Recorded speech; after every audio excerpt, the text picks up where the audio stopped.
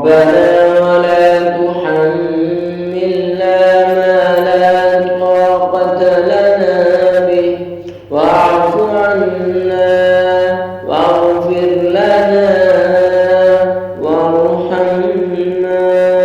السلام علیکم ورحمۃ اللہ وبرکاتہ۔ سنائے بھی کیسے مزاج ہیں؟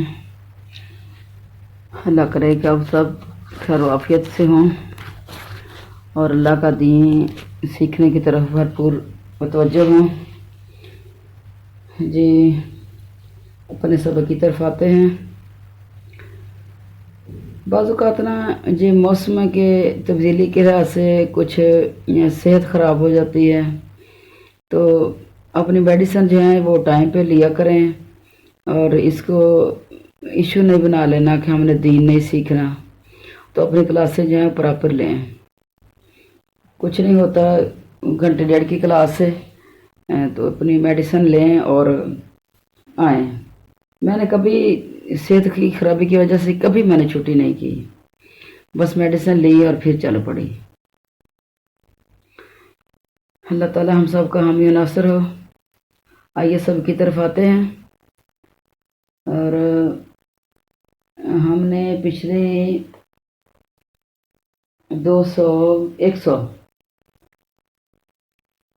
پچھلے سپارے کی نہیں 100 نہیں 22 آیات ہے، سورۃ نساء کی 22 آیات ہم نے پڑھ لی ہیں، تو آج آیت نمبر 23 پڑھتے ہیں آگے، اور میرے خیال میں یہ ایک ہی آیت ہے۔ ہاں آج سپارہ ختم ہو جائے گا، یہ ایک ہی آیت ہے بس۔ اچھا، حرمت حرام کی گئی علیکم تم پر امہاتکم تمہاری مائیں و بناتکم اور تمہاری بیٹیاں و اخواتکم اور تمہاری بہنیں۔ اختن ہوتا ہے نا بہن، تو اس کی پھر جمع ہوگا خوات۔ بنتن ہوتا ہے بیٹی، تو اس کی جمع ہوگی بنات۔ امن ہوتا ہے ماں، اور امہاتکم پھر جمع ہوگی کم، اور تمہاری کم کا مطلب ہوتا ہے تمہاری۔ اماتکم تمہاری پھوپھیاں، و خلاتکم امن ہوتا ہے خلاتکم تمہاری خلائیں، و بنات الاخی بھائی کی بیٹیاں، اخی بھائی کو کہتے ہیں بھائی کی بیٹیاں، و بنات الاختی اور بہن کی بیٹیاں، و امہاتکم اللاتی اور تمہاری مائیں جنہوں نے ارضعنکم تمہیں دودھ پلایا، و خواتکم اور تمہاری بہنیں، تم من الرضاعتی رضائی بہنیں یعنی دودھ شریک بہنیں، جنہوں نے ایک ہی ماں کا دودھ پیا ہو، یعنی ایک عورت کا دودھ پیا ہو۔ و امہات نسائکم اور تمہاری عورتوں کی مائیں، یعنی عورتوں کی مائیں جو ہے وہ ساس ہوگی۔ و ربائبکم ربیبہ، ربیبہ وہ ہوتی ہے جو پالی ہوئی ہو بیوی کی پچھلے خامد سے ہو، اور وہ پالی ہوئی اس کا ترجمہ ہو جائے گا، لیکن اگر نہ بھی آپ کے گھر میں رہی ہو تو پھر بھی وہ حرام ہے۔ ملاتی جو فی حجورکم تمہاری گود میں ہیں، حجور گود جو تمہارے پاس رہیں جائے، گھر میں رہیں جائے۔ من نسائکم ملاتی تمہاری ان عورتوں سے وہ کہ اللاتی دخلتم تم نے صحبت کی ہو، بہنہ ان کے ساتھ، یعنی وہ عورتیں جن عورتوں سے آپ نے صحبت کر لی ہو، ان کی جو بیٹیاں ہیں تمہاری پالی ہوئی ہوں یا نہ بھی پالی ہوئی ہوں۔ فَإِن پھر اگر اِلَّمْ تَكُونُوا نہیں ہو تم دخلتم بہنہ کہ تم نے صحبت کی ہو ان کے ساتھ، فَلَا جُنَاحَ تو کوئی گناہ نہیں علیکم تم پر۔ وَحَلَائِلُ اور تمہارے ان بیٹوں کا بنائکم الذین اور تمہارے ان بیٹوں کی بیویاں، الذین جو من اصلابکم تمہاری پشتوں میں سے ہیں۔ سلب کی جمع ہوتی ہے نا اسلاب، تو جو سگا بیٹا ہو گیا، جہاں تمہاری پشت میں سے جو بیٹا ہوا، اور جہاں لے پالک دیکھو ختم ہو گیا، تو یعنی جو اصل بہو ہے، سگی بہو ہے، وہ حرام ہے۔ وَإِن اور یہ کہ تجمعو تم جمع کرو بین الاختین دو بہنوں کو بھی ایک نکاح میں جمع نہیں کرنا، الا مقد سلف مگر جو پہلے ہو چکا۔ ان اللہ بے شک اللہ کانا ہمیشہ سے غفور الرحیم نہایت بخشنے والا اور بے حد رحم کرنے والا۔ جہاں دو بہنوں کا تو ذکر کیا ہے، لیکن خالہ اور بھانجی اور پھپھی اور بھتیجی یہ بھی دونوں ایک وقت میں ایک خامد کے نکاح میں نہیں رہیں گی۔ وہ حدیث میں اس کی ہے وضاحت اور یہاں نہیں ہے۔ اچھا، یہ کتنے رشتے بن جاتے ہیں؟ یہ 13 رشتے بن جاتے ہیں۔ اچھا، یعنی ان رشتوں کے نام گنوا کے علیحدہ علیحدہ اللہ تعالیٰ نے حرام کر دیے۔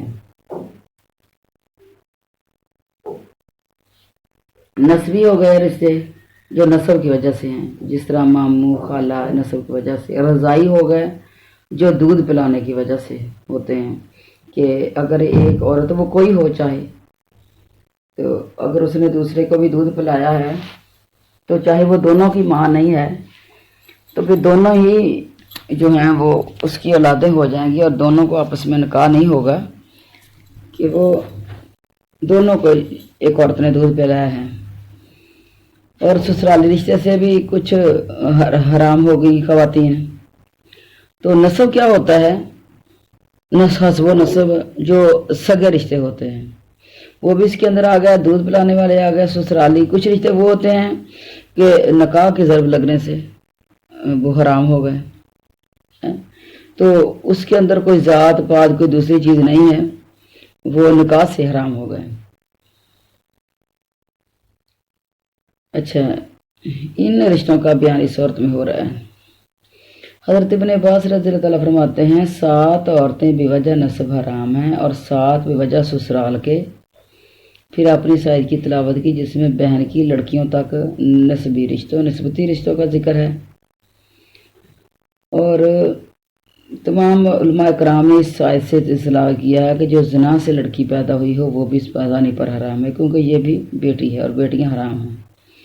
یہی مذہب اور اماموں کا بھی ہے، اور اس کے اندر کچھ بحثیں بھی ہوئی ہیں، لیکن شرعاً یہ بیٹی نہیں ہے۔ کہ کچھ ہے تو یہ ہیں کہ شرعاً بیٹی نہیں ہے، لیکن یہ بہت بری بات ہے کہ ایک گندگی کو دوبارہ پھر بندہ اسی گندگی کو پھر ملنے لگ جائے۔ تو استغفر اللہ، اللہ اس طرح کا کسی کے اوپر یہ ٹائم نہ لائے۔ اچھا، تو اس طرح کی بات ویسے ہی نہیں کرنی چاہیے، لیکن بعض اوقات کا بھی مسئلہ ہو جاتا ہے، تو اس مسئلے کی وجہ سے پھر بیان کرنی پڑتی ہے بات۔ اس طرح کی باتوں کو تو بیان کرتے ہوئے شرم آتی ہے، کیونکہ جب سبق پڑھا جاتا ہے تو پھر سارے ہی سنتے ہیں۔ ایک جب بات ہو جائے تو پھر سارے ہی سنتے ہیں اس کو۔ تو اللہ تعالیٰ ہمیں برائیوں سے بچا کے رکھے۔ اچھا، پھر اللہ تعالیٰ فرماتے ہیں کہ جس طرح تم پر تمہاری سگی ماں حرام ہے، اس طرح رضائی ماں بھی حرام ہے۔ بخاری و مسلم ایک حدیث ہے، رضاعت بھی اسے حرام کرتی ہے۔ رضاعت کا مطلب کیا؟ دودھ پلانا۔ رضاعت بھی اسے حرام کرتی ہے جسے ولادت حرام کرتی ہے۔ صحیح مسلم میں ہے کہ رضاعت سے بھی وہ حرام ہے جو نسب سے ہے۔ بعض فقہاء نے اس میں بھی کافی صورتیں نکالی ہیں، بعض نے 4 نکالی، بعض نے 6 نکالی ہیں۔ جو اس کی تحقیقات اگر کرنی پڑے تو وہ مسائل پھر علیحدہ بات ہے، جہاں تو تشریح ہے نا ایک بات کی بس۔ لیکن تحقیقی بات یہی ہے کہ اس میں کچھ بھی مخصوص نہیں ہے، اس لیے کہ اس کی مانند بعض صورتیں نسبت میں بھی پائی جاتی ہیں، اور ان صورتوں میں سے بعض سے سسرالی رشتہ کی وجہ سے حرام ہیں، لہذا اس پہ جو ہے نا وہ بحث نہیں ہے۔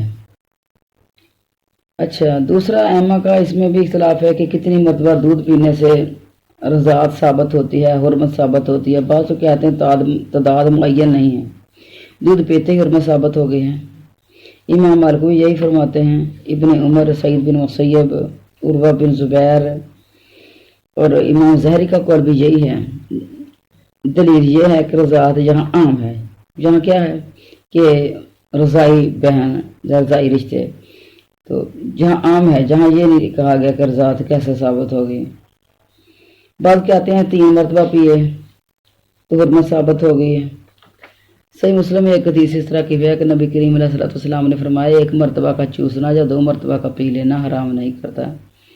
یہ حدیث مختلف الفاظ سے مروی ہے۔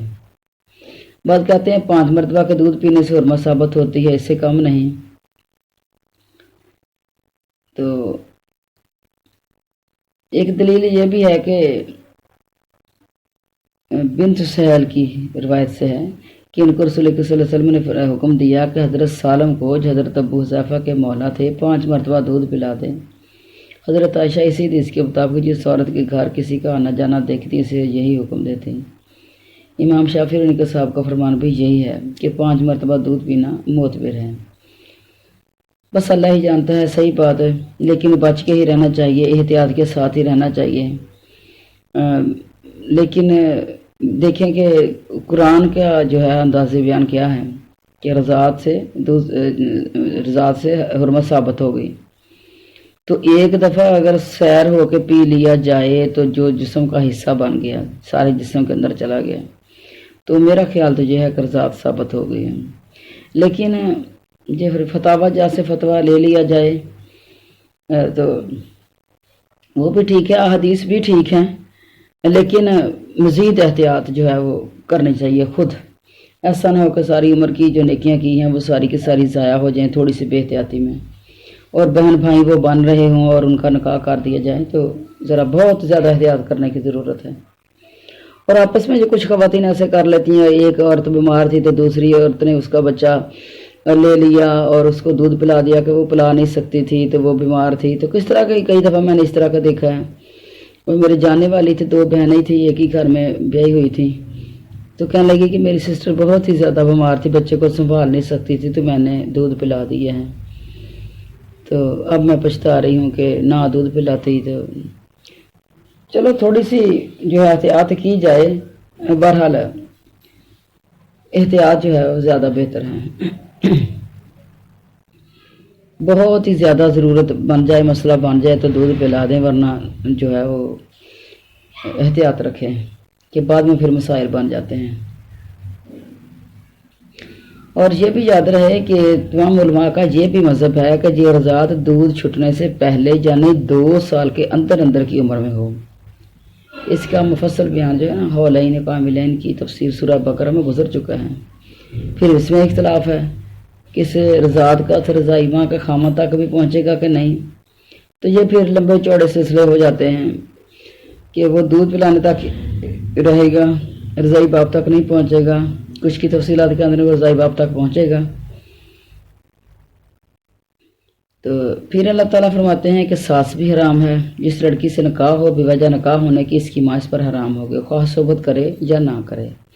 ہاں جس عورت کے ساتھ نکاح کرتا ہے اس کی لڑکی اس کے اگلے خامہ سے اس کے ساتھ ہے، تو اگر اس سے صحبت کی ہو تو وہ لڑکی حرام ہوگی۔ اگر خلوت سے پہلے ہی اس عورت کو طلاق دے دی تو لڑکی اس پر حرام نہیں۔ اس لیے اس آیت میں یہ قید بعض لوگوں نے ضمیر کو ساس اور اس کی پرورش کی ہوئی لڑکیوں دونوں کی طرف لٹایا ہے۔ وہ کہتے ہیں کہ ساس بھی اس وقت حرام ہوتی ہے جب اس کی لڑکی سے اس کی داماد نے خلوت کی، ورنہ نہیں۔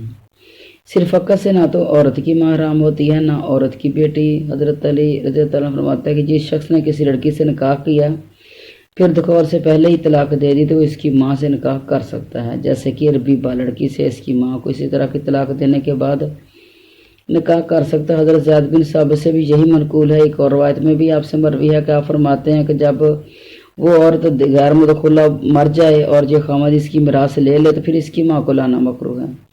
ہاں اگر دخول سے پہلے طلاق دے دی ہے تو اگر چاہے تو نکاح کر سکتا ہے۔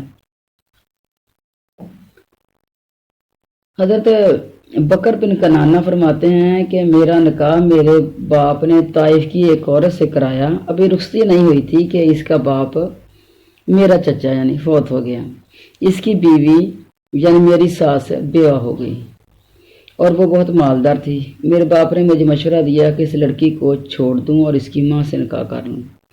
میں نے حضرت ابن عباس سے یہ مسئلہ پوچھا تو آپ نے فرمایا تمہارے لیے یہ جائز ہے۔ پھر میں نے حضرت ابن عمر سے پوچھا تو انہوں نے فرمایا یہ جائز نہیں۔ میں نے اپنے والد سے ذکر کیا تو انہوں نے امیر معاویہ کو ہی یہی سوال کیا۔ حضرت امیر معاویہ نے تحریر فرمایا کہ میں نہ تو حرام کو حلال کروں اور نہ حلال کو حرام ہوں۔ تم جانو اور تمہارا کام، تم حالت دیکھ رہے ہو، معاملہ کے تمام پہلو تمہاری نگاہوں کے سامنے ہیں، عورتیں اس کے علاوہ اور بھی بہت ہیں۔ غرض نہ اجازت دی نہ انکار کیا، چنانچہ میرے باپ نے اپنے خیال اس کی ماں کی طرف سے ہٹا لیے۔ تو احتیاط صحابہ کرام کتنی کرتے تھے۔ اچھا، تبرانی میں ایک روایت ہے کہ قبیلہ فزارہ کی ایک شخص نے ایک عورت سے نکاح کیا،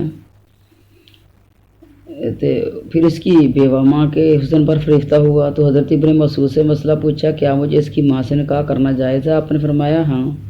چنانچہ اس لڑکی کو طلاق دے کر اس کی ماں سے نکاح کر لیا اور اس سے اولاد بھی ہوئی۔ پھر حضرت ابن مسعود مدینہ آئے اور اس مسئلہ تحقیق کی تو معلوم ہوا کہ یہ حلال نہیں، چنانچہ آپ واپس کوفے گئے اور اس سے کہا کہ اس عورت کو لاک کر دے، یہ تجھ پر حرام ہے۔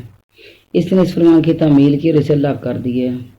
جمہور علماء اس طرف ہیں، لڑکی تو صرف عقد نکاح سے حرام نہیں ہوتی تا وقتی کا اس کی ماں سے مباشرت نہ کی ہو۔ ہاں، ماں صرف لڑکی کے عقد نکاح ہوتے ہی حرام ہو جاتی ہے، گو مباشرت نہ ہوئی ہو۔ تو حضرت ابن عباس تو فرماتے ہیں کہ جب کوئی شخص اپنی بیوی کو دخول سے پہلے طلاق دے دے، جب وہ عورت مر جائے تو اس کی ماں اس پر حلال نہیں، چونکہ یہ مبہم ہے اس لیے اسے ناپسند فرمایا ہے۔ تو اور بھی بہت سارے صحابہ کرام اور چاروں امام، ساتوں فقہاء اور جمہور علماء سلف خلف کا یہی مذہب ہے۔ اور امام ابن جریج بھی فرماتے ہیں کہ ٹھیک قول انہی حضرات کا ہے جو ساس کو دونوں صورتوں میں حرام بتاتے ہیں، اس لیے اللہ تعالیٰ نے حرمت کے ساتھ دخول کی شرط نہیں لگائی، جیسے کہ لڑکی کی ماں کے لیے یہ شرط لگائی ہے۔ پھر اس پر اجماع ہے کہ جو ایسی دلیل ہے کہ اس کا خلاف کرنا اس وقت جائز ہی نہیں جبکہ اس پر اتفاق ہو۔ تو یہ بہت ہی گمبھیر مسائل بن جاتے ہیں، تو اللہ تعالیٰ اس طرح کے مسائل پیدا ہی نہ فرمائے، اور احتیاط جو ہے وہ بہت ضروری چیز ہے۔ پھر اللہ تعالیٰ فرماتے ہیں تمہاری پرورش کی ہوئی وہ لڑکیاں جو تمہاری گود میں ہیں تو وہ بھی تم پر حرام ہیں، بشرط کہ تم نے ان ستیلی لڑکیوں کی ماں سے صحبت کی ہو۔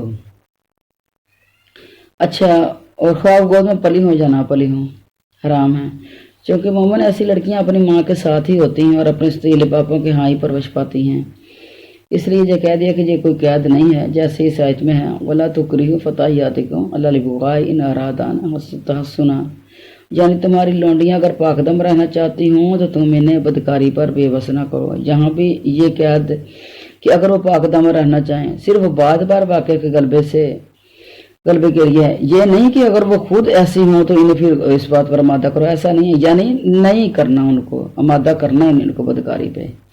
تو یہی ہے، اس طرح کی آیت کے اندر بھی یہی صورتحال ہے کہ وہ چاہیں گود میں ہوں یا نہ ہوں، پاس رہ کے پلی ہوں یا نہ پلی ہوں، تو وہ حرام ہے۔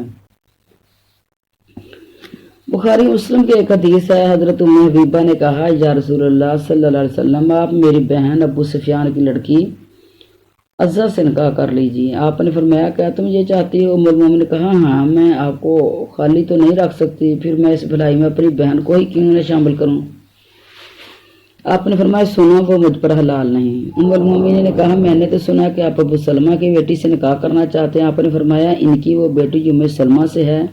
کہا ہاں۔ فرمایا اولن تو مجھ پر اس وجہ سے حرام ہے کہ وہ میری ربیبہ ہے جو میرے ہاں پرورش پا رہی ہے، دوسری یہ کہ ایسا نہ ہوتا تو بھی وہ مجھ پر حرام تھی، اس لیے کہ وہ میرے دو شریک بھائی کی بیٹی میری بھتیجی ہیں، مجھے اور اس کے باپ ابو سلمہ کو صوبیہ نے دودھ پلایا ہے۔ خبردار اپنی بیٹیاں اور اپنی بہنیں مجھ پر پیش نہ کرو۔ بخاری کی روایت میں یہ الفاظ ہیں کہ اگر میرا نکاح ام سلمہ سے نہ ہوا ہوتا تو بھی وہ مجھ پر حلال نہ تھی، یعنی صرف نکاح کو اپنی حرمت کا اصل قرار دیا۔ اور یہی چاروں مذہب، چاروں اماموں کا یہی قول ہے، اور ساتھ یہ بھی کہا چاروں اماموں نے کہ اگر وہ اس کے ہاں پرورش پاتی ہو تو بھی حرام ہے۔ اچھا، اور کیا ہے اس کے اندر؟ تمہاری بہویں، پھر فرمایا تمہاری بہویں بھی تم پر حرام ہے جو تمہاری اولاد کی بیویاں ہوں، یعنی لے پالک لڑکوں کی بیویاں حرام نہیں، ہاں سگے لڑکے کی بیوی یعنی بہو اپنے سسر پر حرام ہے۔ اور لے پالکوں کے بارے میں تو وہ سورۃ احزاب کے اندر آیت اتری ہے فَلَمَّا قَضَىٰ زَيْدٌ مِّنْهَا وَطَرًا زَوَّجْنَاكَهَا لِكَيْ لَا يَكُونَ عَلَى الْمُؤْمِنِينَ حَرَجٌ فِي أَزْوَاجِ أَدْعِيَائِهِمْ یعنی جب زید نے اس سے اپنی حاجت پوری کر لی تو ہم نے اسے تیرے نکاح میں دے دیا تاکہ مومن پر ان کے لے پالک لڑکوں کی بیویوں کے بارے میں کوئی تنگی نہ رہے۔ تو حضرت عطا رحمۃ اللہ علیہ فرماتے ہیں کہ ہم سنا کرتے تھے کہ جب آپ صلی اللہ علیہ وسلم نے حضرت زید کی بیوی سے نکاح کر لیا تو مکہ کے مشرکوں نے کائیں شروع کر دی۔ اس پر یہ آیت اور وہ دوسری آیت جو ہے وما جعل ادعیاءکم ابناءکم، تو یہ اتری ان کے اوپر ہے۔ مکان محمد ابا احد من رجالکم، یہ بھی آیت اسی کی کر رہی ہے کہ تمہاری عورتوں میں سے کسی کے باپ نہیں ہے وہ، تو یہ آیات اس وقت نازل ہوئی۔ یعنی بے شک سلبی لڑکے کی بیوی حرام ہے، تمہارے لے پالک لڑکے شرن تمہاری اولاد کے حکم میں نہیں ہیں، اور آنظر صلی اللہ علیہ وسلم تم میں سے کسی مرد کے باپ بھی نہیں ہیں۔ اچھا، اگر کوئی شخص سوال کرے کہ رضائی بیٹی کی حرمت کیسے ثابت ہو گئی، کیسے ثابت ہوگی، کیونکہ آیت میں تو سلبی بیٹے کا ذکر ہے، تو جواب یہ ہے کہ وہ حرمت حضور صلی اللہ علیہ وسلم کی حدیث سے ثابت ہے کہ آپ نے فرمایا رضاعت سے وہ حرام ہے جو نسبت سے حرام ہے، اور یہی رضائی بیٹے کی بیوی بھی اسی طرح حرام ہے۔ بعض لوگوں نے اس پر اجماع نقل کیا ہے، اور پھر فرمایا کہ 2 بہنوں کا نکاح بھی حرام ہے، اور اسی طرح ملکیت کی لونڈیوں کو حکم ہے کہ 2 بہنوں سے ایک ہی وقت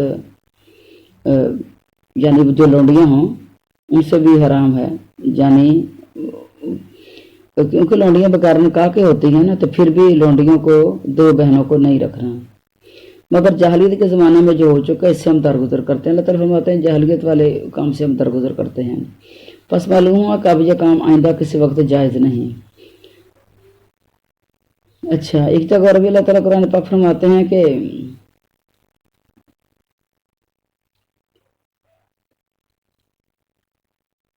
اس طرح کا ذکر ہے ان کا۔ اچھا، صحابہ اور تابعین اور سلف کے علماء کرام کا اجماع ہے کہ 2 بہنوں کو ایک ساتھ نکاح کرنا حرام ہے، اور لونڈیوں کو بھی رکھنا جو ہے وہ حرام ہے۔ اور جو شخص مسلمان ہو اور اس کے نکاح میں 2 بہنیں ہوں تو اسے اختیار دیا جائے گا کہ ایک کو رکھ لے اور دوسری کو طلاق دے دے، اور جسے کرنا ہی پڑے گا یہ اسے۔ حضرت فیروز رضی اللہ تعالیٰ فرماتے ہیں کہ جب میں مسلمان ہوا تو میرے نکاح میں 2 عورتیں تھیں جو آپس میں بہنیں تھیں، بس نبی کریم علیہ الصلوۃ والسلام نے مجھے حکم دیا کہ ان میں سے ایک کو طلاق دے دو۔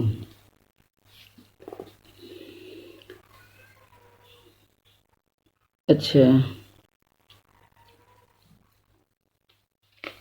حضرت عیاس بن عامر کہتے ہیں کہ میں نے حضرت علی بن ابی طالب سے سوال کیا کہ میری ملکیت میں 2 لونڈیاں ہیں، دونوں آپس میں سگی بہنیں ہیں، ایک سے میں نے تعلقات قائم کر رکھے ہیں اور میرے ہاں اس سے اولاد بھی ہوئی ہے۔ اب میرا جی چاہتا ہے کہ اسی بہن سے ہے جو اس کی بہن جو ہے وہ میری لونڈی ہے، اپنے تعلقات قائم کروں، تو فرمائیے شریعت کا اس میں کیا حکم ہے؟ آپ نے فرمایا پہلی لونڈی کو آزاد کر کے پھر اس کی بہن سے یہ تعلقات قائم کر سکتے ہو۔ اس نے کہا اور لوگ تو کہتے ہیں کہ میں اس کا نکاح کرا دوں پھر اس کی بہن سے مل سکتا ہوں۔ حضرت علی نے فرمایا دیکھو اس صورت میں بھی خرابی ہے، وہ یہ کہ اگر اس کا خامد اسے طلاق دے دے یا انتقال کر جائے تو وہ پھر تمہاری طرف لوٹ کر آ جائے گی، اسے تو آزاد کر دینے میں ہی سلامتی ہے۔ پھر اپنے میرا ہاتھ پکڑ کر فرمایا سنو، آزاد عورتوں اور لونڈیوں کے احکام حلت و حرمت کے لحاظ سے یکساں ہیں، ہاں البتہ تعداد میں فرق ہے، یعنی آزاد عورتیں 4 سے زیادہ جمع نہیں کر سکتے، اور لونڈیوں میں کوئی تعداد کی قید نہیں ہے۔ اور دودھ پلے کے رشتے سے بھی اس رشتہ کو وہ تمام عورتیں حرام ہو جاتی ہیں جو نسل اور نسب کی وجہ سے حرام ہیں، یعنی اگر کچھ بچیوں نے ایک ہی ماں کا دودھ پیا ہوا ہے تو وہ بھی ایک مرد کے نکاح میں ایک وقت نہیں رہ سکتی۔ اب اللہ کی توفیق سے ہمارا 4تھا سپارہ ختم ہو گیا، اور انشاءاللہ ہم آگے چلتے ہیں، چلیں گے انشاءاللہ۔ اللہ ہم سب کو توفیقیں دے۔ 4 سپارے ہم نے ختم کر لیے ہیں، اور اللہ کی توفیق کے ساتھ اور اللہ سے توفیق مانگتے رہیے گا ہر روز ہر دن کے اللہ جس کام کو میں نے شروع کیا ہے اللہ اس کام کے اندر میری مدد فرما کر، تاکہ میں بھی تیرے قرآن کو دیکھوں، تیرے اسلام کو دیکھوں، تیری کتاب اللہ کو دیکھوں جو تو نے آسمان سے نازل کی ہے، اللہ میں اسے دیکھوں، اس کے اندر اللہ تو نے کون سے حکم عطا کیے ہیں میرے لیے، کیا حکم فرمائے ہیں میرے لیے، میں ان حکموں کو پا کے ان کے مطابق زندگیاں گزار کے اللہ تیری جنتوں کو پالوں، تو تڑپ کے ساتھ اپنے اللہ تعالیٰ سے دعائیں مانگ رہی ہیں، تو انشاءاللہ اللہ تعالیٰ ضرور ہماری دعاؤں کو قبول فرمائے گا۔ اب آگے چلتے ہیں۔